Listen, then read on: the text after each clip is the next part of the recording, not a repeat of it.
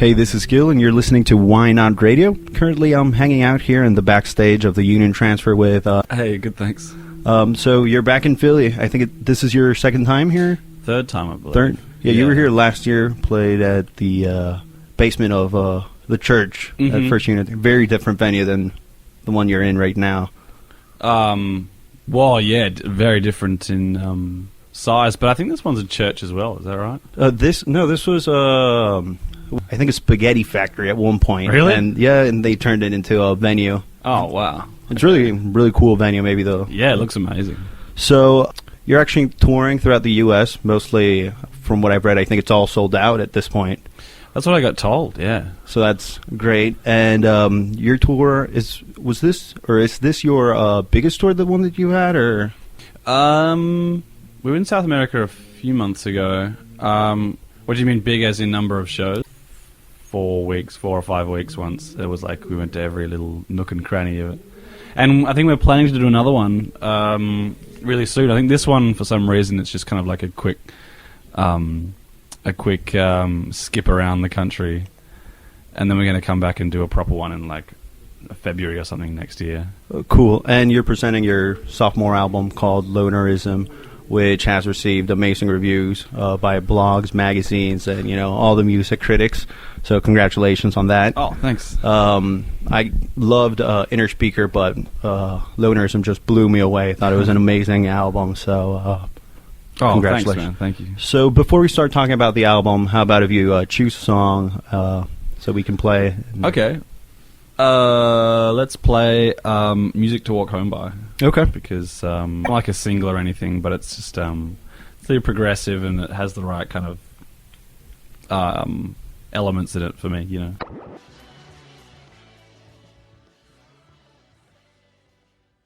This is Why Not Radio.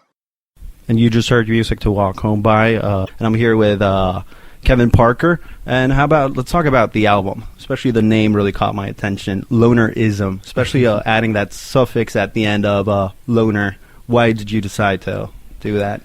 I was actually trying to think of a word that meant that, basically, and like including the word lone, like making the idea of like the loner, that kind of like character or whatever, into a kind of into an ism. I don't even know what the process, what the word is like of putting ism on the end, like Buddhist and Buddhism. I don't know. Like, not to say that it's like a religion or anything, but yeah, but it's maybe like a type of thought or something. Totally. Yeah. I mean, I don't even know what word to use to describe it that aren't words already. Well, like inventing words is. In a speaker was kind of just like adding two words, putting two words together. But still, so maybe in the future we'll see in Wikipedia.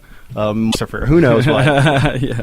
The band, this pretty much started out as, I guess, your solo project. How did it evolve into a 5-man band now? Well, I mean, in a way, it hasn't.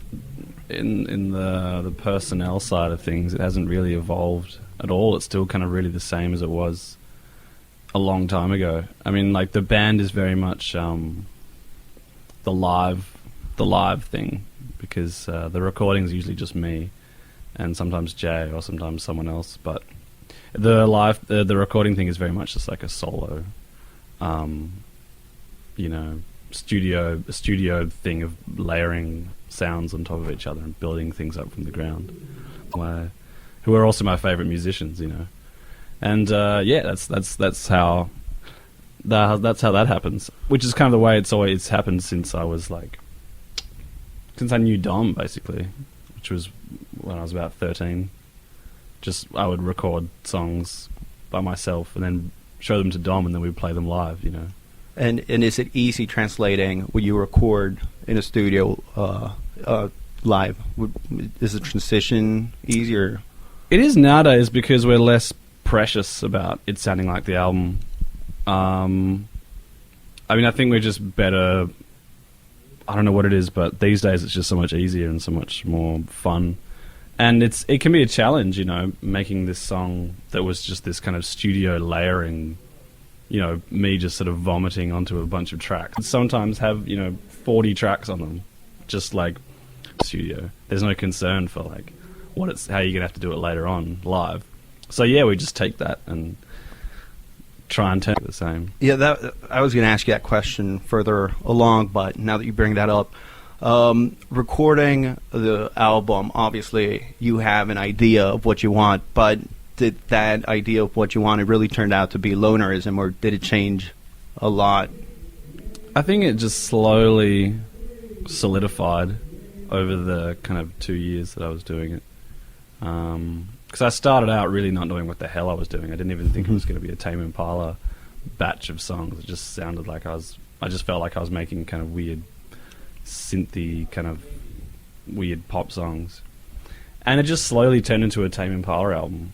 And I guess I realized that all these songs I just slowly had a better and better idea, a more kind of clear idea of like the album as a whole. Okay. And when do you decide and say, this album is done or this song is finished? That's when it's time to release the album, or when I force myself to go and mix the album with the guy we mix it with, and because you've really got to force yourself, because you could just go round and round in circles and work on songs forever, because there's the saying, an album never gets finished, you just run out of time. And it's true. You can never just finish an album. Well, I can't anyway. I'm getting worse and worse at being able to tell when a song is finished. If it's too empty or too full, or the right amount of things in it, the right length, and all that kind of stuff. Yeah, I really just need like a deadline to be able to work towards. Otherwise, I'll just go forever. Yeah, I think. It's the same with everything. So, are you really worried about keeping the Tame Impala sound? Because you listen to a song from Tame Impala, any other band, you can definitely tell it's Tame Impala. This album, you added lots of new sounds, new instruments, but yet it's still, in its essence, I guess, very similar to the first album. Are you worried about keeping up or maintaining that sound, or not really? I'm not worried. I mean, with this album, I thought, I got so worked up with how differently I was doing things, like recording it and playing it in instruments and stuff. I didn't even think people were going to recognize it as a Tame Impala album. I thought people were going to think it was just a different band. Like the way I play drums or whatever. So I thought it was going to sound just utterly different and unrecognizable. But now that you play, do you see the similarities, or not really? I guess so. I guess so. I kind of just have to believe people, when they tell me that it sounds like Tame Impala. But I mean, I guess that just goes to show that no matter how differently you think you're doing things, if you're the one doing it, it's going to sound like you. If you're doing it honestly and you're doing it the way you love to do it, it's going to end up sounding like you. Yeah. And that goes with everything. Someone painting a picture or whatever. If Van Gogh painted something completely different to what he usually does, people would probably still look at it and go, "Oh yeah, that's recognize." Yeah, I guess there has to be something similar. Recording the second album, Inner Speaker was, I would like to say, a huge success. It got practically the album as one of the best recordings of the year. Triple J considered it one of the best or most influential albums. Was there a lot of pressure to actually either have the same amount of success or have people like it? I think I thought about it. I think about it sometimes, but those aren't the times that I am feeling creative. If I'm thinking about what everyone thinks of Tame Impala's music, then I'm usually I'm usually the furthest away from feeling creative enough to write a song, and there are times when I couldn't give a shit about the rest of the world and what people think, and those are the times that I'm creative, and I'm so excited about making new music that I don't even think about that it's just an absolute distant concern, just with you're that excited by making this great new song that you just thought of, that nothing else really can enter your train of thought. Okay. So when we hear, when we play the record, the first thing we hear is actually not an instrument but a voice It starts out saying, gotta be above it. Mm-hmm. It has nothing to do with the pressure of creating an album, or No, not at all, actually. But I mean, well, actually, I guess that kind of thing can come into it. If that's what you get from it, then it can be anything. Pressure of all kinds. I mean, that's kind of the idea of the song, is that it's not necessarily dedicated to one, like, the album as such. I know I can never write songs about writing songs. I would never. It kind of makes me go like, ugh. I prefer the music to be about something, a whole lot more, whatever, rather than just like singing about how pressured, you feel to make a good album, Yeah. So how about if we listen to another track of the album? Sure. Well, if we've got the time. No, we do. We have enough time. I was going to say another one that we haven't actually started playing live yet. We're going to start learning it soon. Is nothing that has happened so far has been anything we could control, which is the second last song, and it gets pretty epic. Well, I think the whole album's pretty epic. Yeah. Really. Oh, good. That's good. Yeah. So let's give it a spin.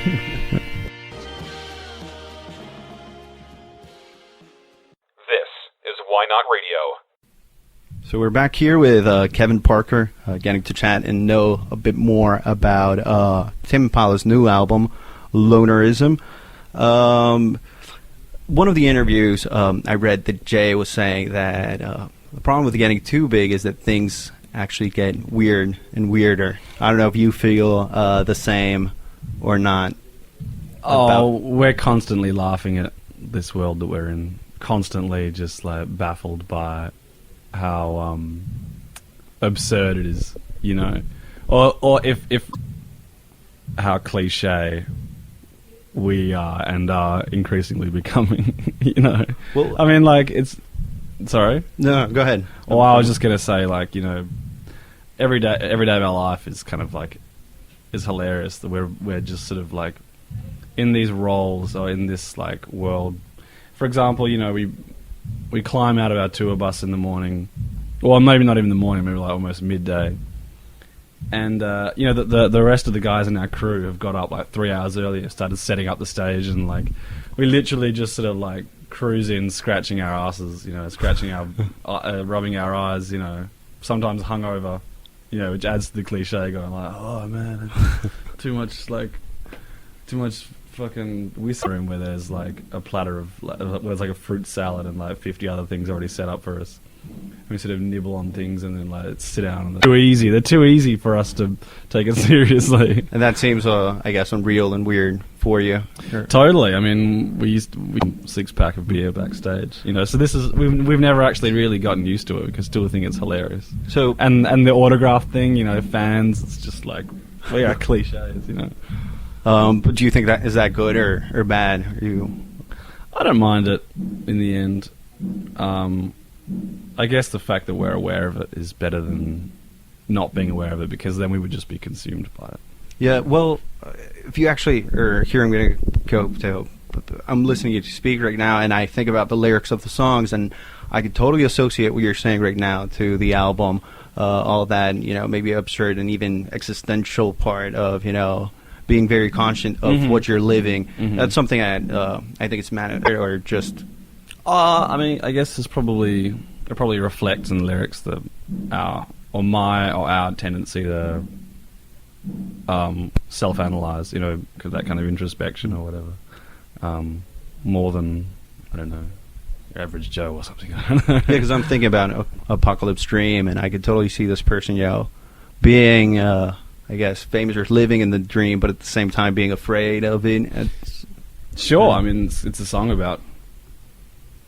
What is it a song about? Being in this crazy world, basically, and lots of really heavy shit going on, and realizing that you're kind of stuck in it or whatever, So yeah, I don't know. I don't really know what kind of. Now, one of the interviews that I heard from you, You said you did not care about, literally having critics and people understand the album. Do you think people are understanding the album, or? And yeah, what is it? sure. I mean, I guess as long as the fans get something from it. I mean, even wanting people to understand it, it's not really.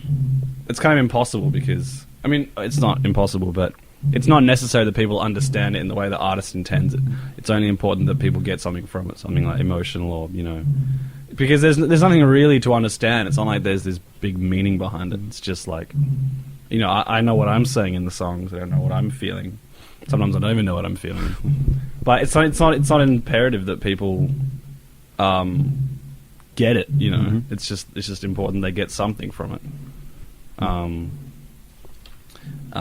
Yeah. I worked in that the album tribute to Fleetwood Mac. Mm-hmm. Are you big fans of them? Yeah, totally. I mean, the other guys are bigger fans than me. I'm kind of like I'm quite selective in my bands that I love. Like the songs of bands. Like Fleetwood Mac. I love Fleetwood Mac. But I'd say there's about 5 or 6 songs that I really love of theirs, and the rest of them I'm kind of like, So I guess the one you played was one of them that we covered. One of the ones, yeah, that is my favorite one. And in fact, most of Rumors I really love. Well, that's an amazing album. Yeah, totally. Really enjoy that too. You also got to work with Wayne Coyne in his last albums with Flaming Lips. How was that? So happy that I got a sort of a little peep into how they make songs, because I'm always so intrigued. I see their live show, but we just played a one-off festival that they were playing as well in Japan, and because just this like completely, he's a complete space cadet. He is on his own wavelength, and I wondered how the hell someone that spaced out could actually put together a song in a studio. And he's really focused, really kind of like, he knows what he's working towards. They all know what they're working towards. They're a well greased machine of cosmicness. And did you get to donate some blood in the album? Or? I actually was too late. By the time I got it, I was in Paris and I couldn't actually find a medical or something, I don't know, and they wouldn't take my blood. I was like, take my blood.